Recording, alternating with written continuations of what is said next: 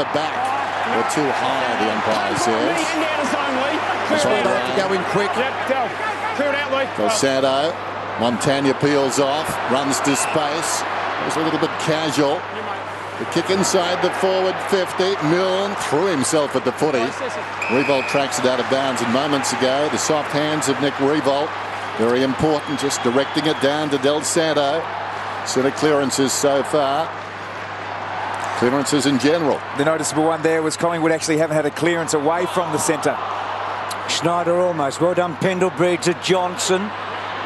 10 disposals Hayes, 10 disposals Montagna, 9 disposals Goddard. Del Santo up to 6. The big four getting hold of the ball in the second half of the opening quarter. Just at the moment, Collingwood have only got 56% effectiveness of kicking, which is quite low. So even St Kilda look like they've made a lot of errors, but they're 65%.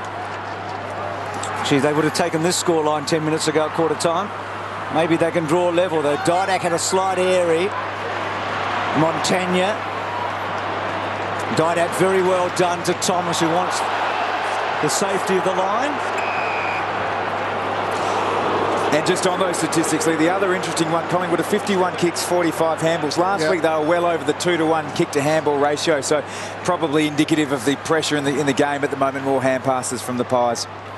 So Hayes again the third man up, and Del Santo again getting a clearance. Eddie front spot, Milne, Schneider, it's high, it's a free kick.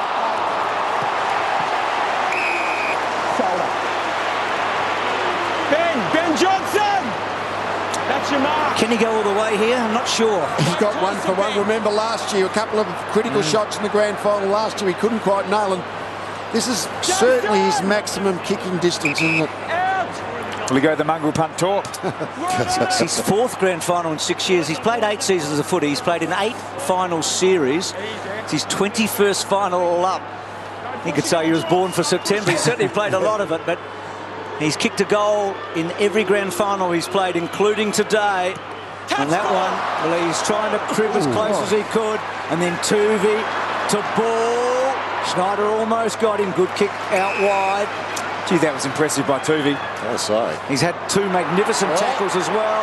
Well done by Goddard, Gilbert, Pendlebury, Tuvey. I feel like we've got a good grand final coming.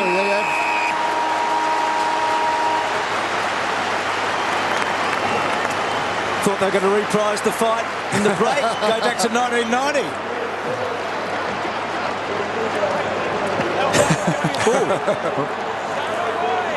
Yes, I don't think. I think we're now in 2010. I don't think there's going to be too much overreaction. Things happen at quarter time when these two teams play each other, as we found out earlier this year. So quarter time in the grand final. Collingwood lead the Saints by 6 points.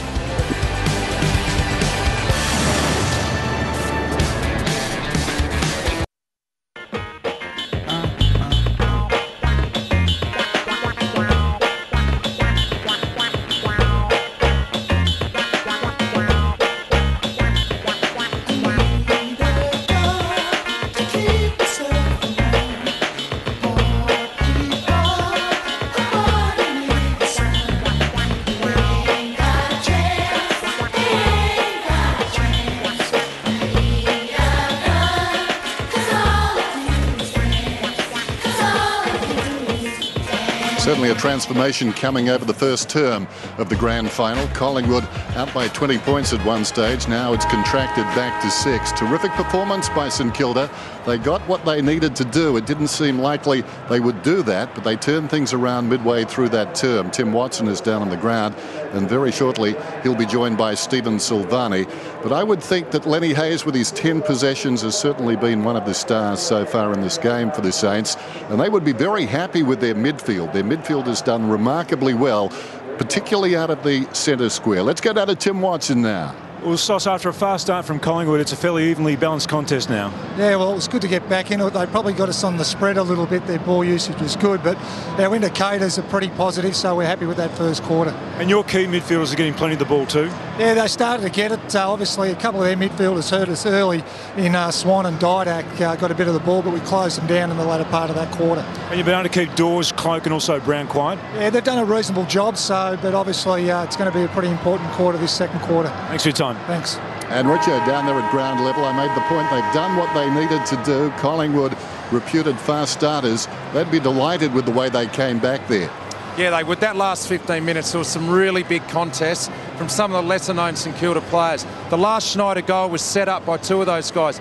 Dawson's effort at ground level, and then Dempster's run off half-back and his ability to flick the ball over to Revolt, who got it inboard, and Schneider kicked the goal. Two of the lesser-known players, moments that they'll look into in the grand final. Looking at the tackling, we came in thinking Collingwood would really put the pressure on with their tackling. They did initially, but somehow St Kilda started to find some space, Richo. They did. They definitely got the ball through the zone. The ball was in their forward half of the ground a lot more time, and that's what other teams have struggled to do against this Collingwood lineup. Start of the second quarter, so the Saints coming back strongly. Collingwood lead by a goal at quarter time after they led by 20 points in that opening term. And the transformation after the Thomas goal is quite alarming, isn't it? It's been huge. They're actually dominating a lot of the key performance indicators. Since that Thomas goal, the inside 50s are 9-2 to St Kilda. Clearances 8-3 to St Kilda. Disposals 73-47 to St Kilda. And most importantly, the score 2 goals, 2-0 points. Thanks, mate. And Swan just one disposal since that Thomas fourth goal for Collingwood after a flying start. Ball and Hayes head-to-head. Because Ball is captain St Kilda. What a rare spot he finds himself in today. Peak. Well done, Tuvi. He's having a blinder. Keeps his head over the ball too. And then Goddard holds him up with a great tackle. Where Peak has to actually hold his feet. When you have two people are sort of running for the ball, you've got to be able to hold your line over the ball. But teammate covered for him. This is also really important. A strong leader of your team in Brendan Goddard, putting a vice-like tackle on a young player in Alan Tuvi. Gardner wins a half a tap, and then Hayes and Tuvi and Peak.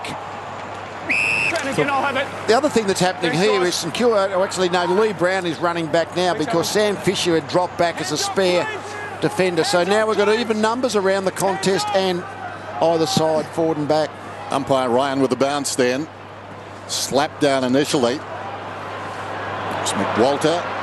Ball on the wing. McCaffer left it behind. Well worked Montagna to Blake. Gwilt, like a cat, did brilliantly.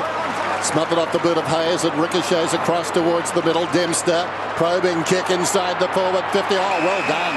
Nathan Brown just easing back. Was a good mark, wasn't it? Rewald looked like he was going to push back hard enough. So Brown couldn't mark it. This is Reid. Always in a marking contest. You've got to pay the quality you're marking against. Well done there by Shaw. Gardner, the big man, was bearing down from one knee. Shaw, Pendlebury, Ball under pressure, did brilliantly.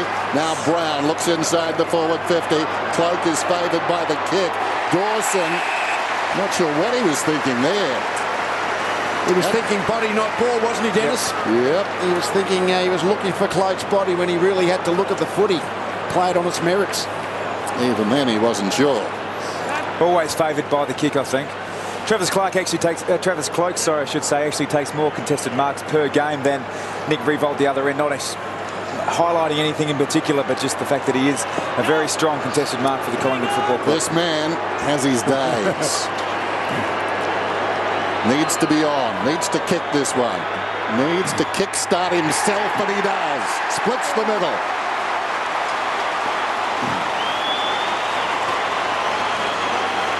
Doesn't that make a difference when the Collingwood key defender outmarked Nick Rewald in a fairly much a 50-50 ball? And then I guess you can say, I think the kick was certainly to Cloak's advantage, but so both defence and forward marked by the Magpies. I was told once that was the one thing that drives coaches nuts is when defenders outmark forwards. Is that right? Yeah, you always think you should be able to bring it to ground at least. He's the #1 contested mark in the competition. There's Travis Cloak. So important kick for him to nail it, and he did. So Collingwood back to 12 points. Gardner in hard on Jolly. Well done by Swan, forward. Got over the top of Gilbert and side bottom, and Gilbert to Hayes, to Gwilt, who's on the back foot he had to be, to Blake. This is the Collingwood pressure.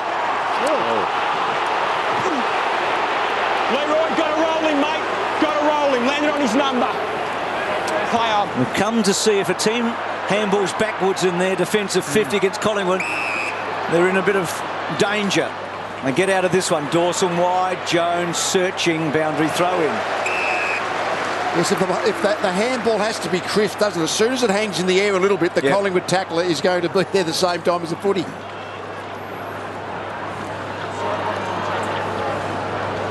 So boundary throw in. Two very strong customers. Gardner reaches over the top. Swan looking for side bottom on Tanya.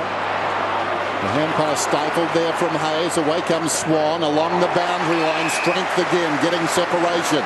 Great example of Dane Swan's speed there. People aren't giving credit for that, but the acceleration, those first two steps, extraordinary effort. Thank you, Chris. He's on the mark. Swan coming off. It's the powerful thighs, isn't it? The powerful legs that can just get those really quick 2 or 3 steps in. He started so well, Dane Swan, but just 6 possessions. Leon Davis just the 1 kick so far. So Dawes. We've seen him kick some very good goals this season. That gets him. I don't know whether we've seen many from the 50-metre mark. They've mostly been from close in, I think. But they're taking their shots, Collingwood, from 50 today, aren't they? They did that in the opening term with some success. That was interesting because Montagna actually steeled himself to run down Swan, and Swan ran away from him. Yeah, he did. Yeah, that's right. If you have a lot of long shots, you're going to kick a lot of long behinds over the whole game. I mean, you're going to kick a few, as Collingwood did early, from out wide and 50-metre line. So Hayes very much in the back half. Ray, Jolly, Brown belting forward. Side bottom, just tried to lay it off. Goddard got him though. Guys, Brendan, clear off, guys. It's not a free kick. It's not a free kick. No, nothing in it. I think we'd all say here. Just seeing Collingwood there getting back right on top, and the back evening up the clearances 4-zip this quarter. Dalsando couldn't get the kick away. Side bottom rode the tackle. Kicks to centre half forward. Fisher front spot. Belts it away. Dawes and Gwilt and Gilbert. Didn't take it cleanly, Gilbert. Needed to. Beams hooks back. Dempster underneath. And Dempster, like Schneider in his 4th grand final, and they've all been thrillers. Think Sydney 05, West Coast 06, Geelong last year. That was a nice kick. Revolt, I think, misjudged that.